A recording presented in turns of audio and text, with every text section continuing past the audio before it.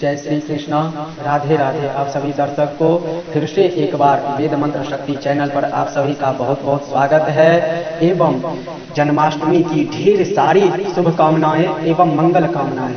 आइए जानते हैं कि 2021 में जन्माष्टमी कब है एवं जन्माष्टमी 2021 की तारीख एवं मुहूर्त। जन्माष्टमी का त्योहार श्री कृष्ण के जन्मोत्सव के रूप में मनाया जाता है। मथुरा नगरी में असुर राज कंस के कारागृह में देवकी की 8वीं संतान के रूप में भगवान श्री कृष्ण भाद्रपद कृष्ण पक्ष की अष्टमी को पैदा हुए। उनके जन्म के समय अर्धरात्रि यानी आधी रात थी, चंद्रमा उदय हो रहा था और उस समय रोहिणी नक्षत्र भी था। इसलिए इस दिन को प्रतिवर्ष कृष्ण जन्मोत्सव के रूप में मनाया जाता है। कृष्ण जन्माष्टमी का मुहूर्त अष्टमी पहले ही दिन आधी रात को विद्यमान हो तो जन्माष्टमी व्रत पहले दिन किया जाता है। अष्टमी केवल दूसरे ही दिन आधी रात को व्याप्त हो तो जन्माष्टमी व्रत दूसरे दिन किया जाता है। अष्टमी दोनों दिन आधी रात को व्याप्त हो और अर्धरात्रि यानी आधी रात में रोहिणी नक्षत्र का योग एक ही दिन हो तो जन्माष्टमी व्रत रोहिणी नक्षत्र से युक्त दिन में किया जाता है। अष्टमी दोनों दिन आधी रात को विद्यमान हो और दोनों ही दिन अर्धरात्रि यानी आधी रात में रोहिणी नक्षत्र व्याप्त रहे तो जन्माष्टमी व्रत दूसरे दिन किया जाता है। अष्टमी दोनों दिन आधी रात को व्याप्त हो और अर्धरात्रि यानी आधी रात में दोनों दिन रोहिणी नक्षत्र का योग न हो तो जन्माष्टमी व्रत दूसरे दिन किया जाता है। अगर दोनों दिन अष्टमी आधी रात को व्याप्त न करे तो प्रत्येक स्थिति में जन्माष्टमी व्रत दूसरे ही दिन होगा। विशेष उपरोक्त मुहूर्त स्मार्त मत के अनुसार दिए गए हैं। वैष्णवों के मतानुसार श्री कृष्ण जन्माष्टमी अगले दिन मनाई जाएगी। ध्यान रहे कि वैष्णव और स्मार्त संप्रदाय मत को मानने वाले लोग इस त्योहार को अलग अलग नियमों से मनाते हैं। हिंदू धर्मशास्त्रों के अनुसार वैष्णव वे लोग हैं जिन्होंने वैष्णव संप्रदाय में बतलाए गए नियमों के अनुसार विधिवत दीक्षा ली है। ये लोग अधिकतर अपने गले में कंठी माला पहनते हैं और मस्तक पर विष्णु चरण का चिन्ह यानी टीका लगाते हैं। इन वैष्णव लोगों के अलावा सभी लोगों को धर्मशास्त्र में स्मार्त कहा गया है। दूसरे शब्दों में हम कह सकते हैं कि वे सभी लोग जिन्होंने विधि पूर्वक वैष्णव संप्रदाय से दीक्षा नहीं ली है स्मार्त कहलाते हैं। तो चलिए बढ़ते हैं जन्माष्टमी व्रत एवं पूजन विधि जानते हैं विस्तार पूर्वक। इस व्रत में अष्टमी के उपवास से पूजन और नवमी के पारना से व्रत की पूर्ति होती है। इस व्रत को करने वाले को चाहिए कि व्रत से एक दिन पूर्व यानी सप्तमी को हल्का तथा सात्विक भोजन करे, रात्रि को स्त्री संग से वंचित रहे और सभी ओर से मन और इंद्रियों को काबू में रखे। उपवास वाले दिन प्रातः स्नान आदि से निवृत्त होकर सभी देवताओं को नमस्कार करके पूर्व या उत्तर को मुख करके बैठे। हाथ में जल फल और पुष्प लेकर संकल्प करके मध्याह्न के समय काले तिलों के जल से स्नान यानी छिड़क कर देवकी जी के लिए प्रसूति गृह बनाए। अब इस सूतिका गृह में सुंदर बिछौना बिछाकर उस पर शुभ कलश स्थापित करे।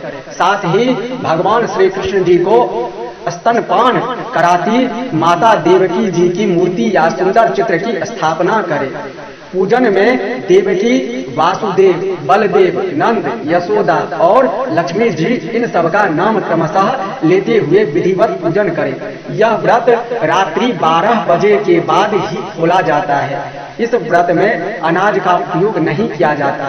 फलहार के रूप में कुट्टू के आटे की पकौड़ी, मावे की बर्फी और सिंघाड़े के आटे का हलवा बनाया जाता है। जन्माष्टमी कथा। द्वापर युग के अंत में मथुरा में उग्रसेन राजा राज्य करते थे।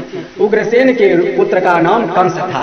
कंस ने उग्रसेन को बलपूर्वक सिंहासन से उतारकर जेल में डाल दिया और स्वयं राजा बन गया। कंस की बहन देवकी का विवाह यादव कुल में वासुदेव के साथ निश्चित हो गया। जब कंस देवकी को विदा करने के लिए रथ के साथ जा रहा था तो आकाशवाणी हुई, हे कंस, जिस देवकी को तू बड़े प्रेम से विदा कर रहा है उसका 8वां पुत्र तेरा संहार करेगा। आकाशवाणी की बात सुनकर कंस क्रोध से भरकर देवकी को मारने के लिए तैयार हो गया। उसने सोचा न देवकी होगी न उसका कोई पुत्र होगा। वासुदेव जी ने कंस को समझाया कि तुम्हें देवकी से तो कोई भय नहीं है, देवकी की 8वीं संतान से भय है, इसलिए मैं इसकी 8वीं संतान को तुम्हें सौंप दूंगा। कंस ने वासुदेव जी की बात स्वीकार कर ली और वासुदेव देवकी को कारागार में बंद कर दिया। तत्काल नारद जी वहां आ पहुंचे और कंस से बोले कि यह कैसे पता चलेगा कि 8वां गर्भ कौन सा होगा, गिनती प्रथम से शुरू होगी या अंतिम गर्भ से। कंस ने नारद जी के परामर्श पर देवकी के गर्भ से उत्पन्न होने वाले समस्त बालकों को एक एक करके निर्दयता पूर्वक मार डाला। भाद्रपद के कृष्ण पक्ष की अष्टमी को रोहिणी नक्षत्र में श्री कृष्ण जी का जन्म हुआ। उनके जन्म लेते ही जेल की कोठरी में प्रकाश फैल गया। वासुदेव देवकी के सामने शंख चक्र गदा एवं पद्मधारी चतुर्भुज भगवान ने अपना रूप प्रकट कर कहा, अब मैं बालक का रूप धारण करता हूँ, तुम मुझे तत्काल गोकुल में नंद के यहाँ पहुँचा दो और उनकी अभी अभी जन्मी कन्या को लेकर कंस को सौंप दो। वासुदेव जी ने वैसा ही किया और उस कन्या को लेकर कंस को सौंप दिया। कंस ने जब उस कन्या को मारना चाहा तो वह कंस के हाथ से छूटकर आकाश में उड़ गई और देवकी का रूप धारण कर बोली कि मुझे मारने से क्या लाभ है, तेरा शत्रु तो गोकुल पहुंच चुका है। यह दृश्य देखकर कंस हतप्रभ और व्याकुल हो गया। कंस ने श्री कृष्ण को मारने के लिए अनेक दैत्य भेजे। श्री कृष्ण जी ने अपनी अलौकिक माया से सारे दैत्यों को मार डाला। बड़े होने पर कंस को मारकर उग्रसेन को राजगद्दी पर बैठाया। जन्माष्टमी का महत्व, इस दिन देश के समस्त मंदिरों का श्रृंगार किया जाता है। श्री कृष्णावतार के उपलक्ष्य में झांकियां सजाई जाती है। भगवान श्री कृष्ण का श्रृंगार करके झूला सजा के उन्हें झूला झुलाया जाता है। स्त्री पुरुष रात के 12 बजे तक व्रत रखते हैं। रात को 12 बजे शंख तथा घंटों की आवाज से श्री कृष्ण के जन्म की खबर चारों दिशाओं में गूंज उठती है।